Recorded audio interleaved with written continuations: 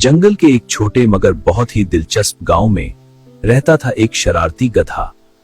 वो गधा न सिर्फ बहुत दोस्ताना नजर आता था बल्कि अपने दोस्तों के साथ खेल खेलने में भी माहिर था।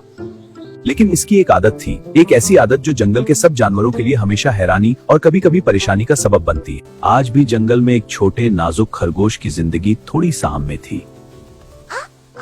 गधे ने बड़े प्यार से खरगोश को अपने पास बुलाया, कुछ देर तक उससे इधर उधर की बातें करता रहा और फिर उसे गाफिल पाते ही एक जोरदार लात मार दी। बेचारा छोटा सा खरगोश भारी भरकम गधे की जोरदार लात पड़ते ही गेंद की तरह अछलकर दूर जा गिरा। कई पसलियां टूट जाने से वो बुरी तरह तड़पने और करपने लगा। अपनी इस शरारत पर गधा बहुत ही खुश हुआ और जोरदार ठट्ठा लगाता हुआ एक तरफ को चला गया। गधे की ये शरारती आदत बहुत पुरानी थी। वो खड़े खड़े बुला वजह किसी को भी लात मार देता था। जंगल के बीच बुजुर्ग और जहांदीदा गधों ने कई बार समझाया भी, लेकिन वो अपनी हरकतों से बाज नहीं आया। इसी तरह ने एक लोमड़ी को देखकर बड़े प्यार से कहा, आओ बहन मेरे पास आओ, बहुत दिनों बाद मिले, थोड़ी देर प्यार भरी बातें करेंगे। लोमड़ी आखिर लोमड़ी थी, होशियारो दिमागदार, उसकी मकारी में भला कैसे आती। वो उसकी झांसा देकर लात मारने वाली आदत से बखूबी वाकिफ थी। गधे की बात सुनते ही वो उसे देखते हुए बड़े प्यार से मुस्कुराई और दिल में सोचा, कमबख्त तू, मुझे क्या सिखाता है, मन नहीं हिला रहा। मैं खुद तुझे आज ऐसा सबक दूंगी कि जिंदगी भर के लिए अपनी ये लात मारने की आदत भूल जाएगा। लोमड़ी दिल ही दिल में सोच रही थी, तेरी इस बुरी आदत से दूसरे कमजोर जानवरों को हमेशा के लिए छुटकारा मिल जाएगा। ये सोचते ही लोमड़ी ने अपने चारों तरफ देखा, फिर दिल ही दिल में मुस्कुराते हुए बड़े प्यार से गधे से बोली, मेरे गधे भैया, मैं बहुत दूर से आ रही हूँ और बहुत ही थकी हुई हूँ। मेहरबानी करके तुम ही अपनी इस बहन के पास आ जाओ।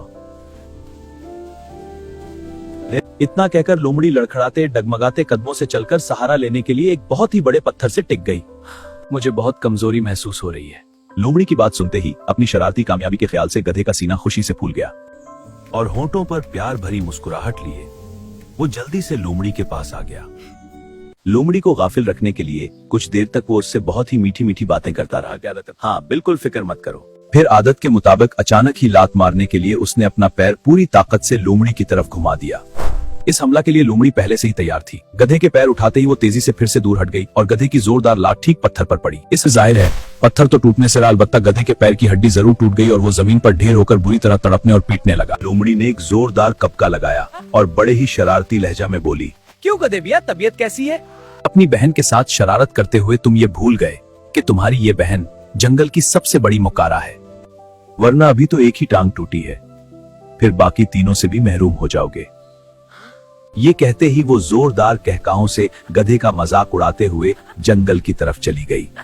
मुच्चू महज अपनी लात मारने की बुरी आदत की वजह से गधा अपनी एक टांग से माजूर हो गया कर जिंदगी की एक बेहतरीन नेमत से हमेशा के लिए महरूम हो गया। इस इबरत आमूज सबक से उसकी ये आदत हमेशा के लिए छूट गई। अपनी टूटी हुई टांग को देखकर वो अक्सर सोचता, काश अपने बुजुर्गों का कहना मानकर मैंने ये बुरी आदत पहले ही छोड़ दी होती, तो आज मेरे चारों पीर सलामत होते और मैं उपाहजों की जिंदगी नहीं गुजारता।